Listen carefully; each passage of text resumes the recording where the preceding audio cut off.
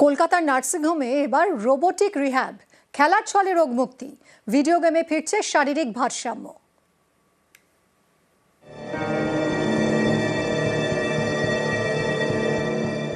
Paralysis একেবারে বিছানায়, সেখান থেকেই নতুন করে পথ চলা শুরু, আবার নতুন করে হাঁটা। প্রযুক্তি কাজে লাগিয়ে হাঁটা শেখাবে রোবট। কলকাতায় এবার রোবোটিক রিহ্যাবিলিটেশন। পার্ক সার্কাসের এই নার্সিং হোমে সম্প্রতি চালু হয়েছে রোবোটিক রিহ্যাবিলিটেশন, যা পূর্ব ভারতে প্রথম বলে দাবি। শুধু প্যারালাইসিস নয়, নার্ভের বিভিন্ন জটিল রোগে যারা আক্রান্ত, যাদের শারীরিক ভারসাম্যে সমস্যা, তাদের চিকিৎসায় এবার হাত লাগাবে রোবট। রোবট আছে এবং তার সঙ্গে ভার্চুয়াল রিয়েলিটি ট্রেনিং প্রোগ্রাম আছে, যেটা একটা ব্রেন কম্পিউটার ইন্টারফেসকে কাজে লাগিয়ে, যেখানে মানুষের ব্রেনের যে সেলগুলোকে ট্রেনিং রিট্রেনিং করানো হচ্ছে একটা ট্রান্সফরমেটিভ ওয়েতে, সেই জায়গাটা এখানে এনহ্যান্সড হচ্ছে। তো তার সঙ্গে কি হচ্ছে যে ব্যালেন্সের ট্রেনিং যেগুলো করা হচ্ছে, এবং সবটাই একটা স্ক্রিনের মধ্যে রেকর্ডেবল। এখানে এলাম রিহ্যাব সেন্টারে, ফিজিওথেরাপি শুরু করলাম। সেই তখন এই রিহ্যাব মেশিনটিতে আমি করা শুরু করি, এবং সেটা আমার মানে কি বলবো, যুগান্তকারী পরিবর্তন আমার মনে এনে দিল। এখন আমি হাঁটতে আগের থেকে অনেক ভালো পারি। রোবোটিক রিহ্যাবিলিটেশন, এই প্রযুক্তিতে শরীরের কোষগুলিকে সক্রিয় করে তোলা হয়। এতে ভিডিও গেমের ব্যবস্থা রয়েছে। এই দেখুন, রিহ্যাবে এসে ভিডিও গেম খেলছেন রোগী। আসলে তা নয়, ভিডিও গেমের মাধ্যমে চলছে চিকিৎসা। গোল চাকতির মতো মেশিনের উপর দাঁড়িয়ে নিজেকে ব্যালেন্স করছেন রোগী। মেশিনটি নড়াচড়া করলে মনিটরে থাকা টার্গেটটিও নড়ছে। এভাবেই রোগীকে ভিডিও গেম খেলিয়ে নার্ভকে সক্রিয় করা হয়। বেঙ্গালুরুর বাসিন্দা কুন্তলা ভৌমিক, তিনি প্রাইভেট ফার্মে চাকরি করতেন একসময়। ৭৪ বছর বয়স। গত ২ বছর ধরে তিনি সম্পূর্ণ পক্ষাঘাতে আক্রান্ত হয়েছিলেন, আর সেখান থেকে এই রোবোটিক রিহ্যাবিলিটেশনের মাধ্যমে এখন অনেকটাই সুস্থ। তিনি কারো সাহায্য ছাড়াই হাঁটতে পারেন। খুব ভালো আছি। ফিজিওথেরাপি ফার্স্ট স্টেজে যেটা ছিল সেটা আমি খুব ভালো আছি। এখন এই ব্যালেন্স এই সমস্ত এগুলো করছে ওরা খুব কেয়ার করে, কাজে আমার কোনো অসুবিধা নয়, খুব ভালো আছি এখানে। পার্ক সার্কাসের এই বেসরকারি হাসপাতাল যে পথ দেখালো এই রোবটের মাধ্যমে, এই যেভাবে এই রিহ্যাবিলিটেশন বা পুনর্বাসন করা হবে যে সমস্ত স্ট্রোকের পেশেন্ট থেকে শুরু করে পার্কিনসন রোগীদের, তা সত্যিই যুগান্তকারী পদক্ষেপ হিসেবে চিহ্নিত থাকবে। এবং আগামী দিনে বলাই যেতে পারে রাজ্যের বিভিন্ন হাসপাতালে হয়তো এই একই পন্থা অবলম্বন করা হবে এবং বহু রোগী এতে উপকৃত হবে। ক্যামেরায় মনোজের সঙ্গে অভিজিৎ চন্দ, নিউজ 18 বাংলা, কলকাতা।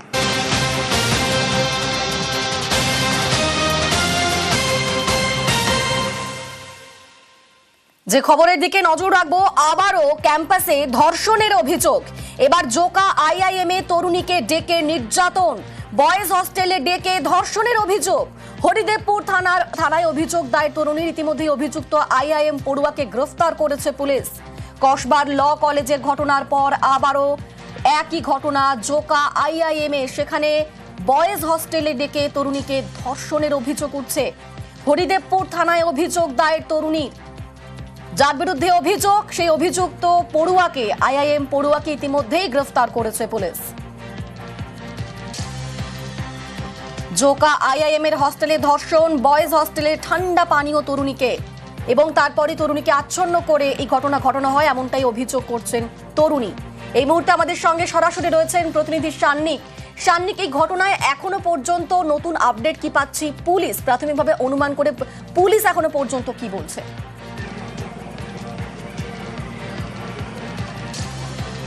দেখো নিন্দিতা, যে তথ্য উঠে আসছে, যে তরুণী এই অভিযোগ করেছেন, সেই তরুণী এই ইনস্টিটিউশনের তো স্টুডেন্ট ছিলেনই না। তিনি এই ইনস্টিটিউশনের যে ছাত্রর বিরুদ্ধে অভিযোগ তুলেছেন, তার সঙ্গে সামাজিক মাধ্যমে তার পরিচয় হয়েছিল।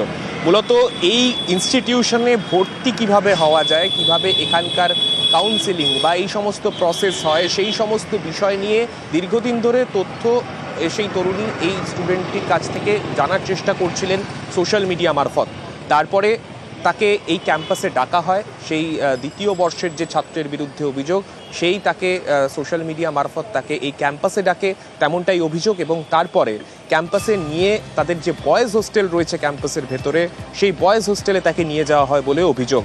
যে অভিযোগ তরুণী করেছেন তাতে একেবারে স্পষ্টভাবে তিনি বলেছেন সেই ক্যাম্পাসের ভেতরে যে বয়েজ হোস্টেল, সেখানে যখন তিনি যান সেক্ষেত্রে প্রথমত কোনো রকম নিরাপত্তা আধিকারিক যারা থাকেন তাদের কাছে কোনো রকম সিকিউরিটি লগবুকে কোথাও তাকে সাইন করে, কোনো ভিজিটার্স লগবুকে এন্ট্রি করে তাকে ঢোকানো হয়নি। তাকে এমনি তাকে ভেতরে নিয়ে যাওয়া হয়। ভেতরে নিয়ে যাওয়ার পরে তাকে ঠান্ডা পানীয় খেতে দেওয়া হয়।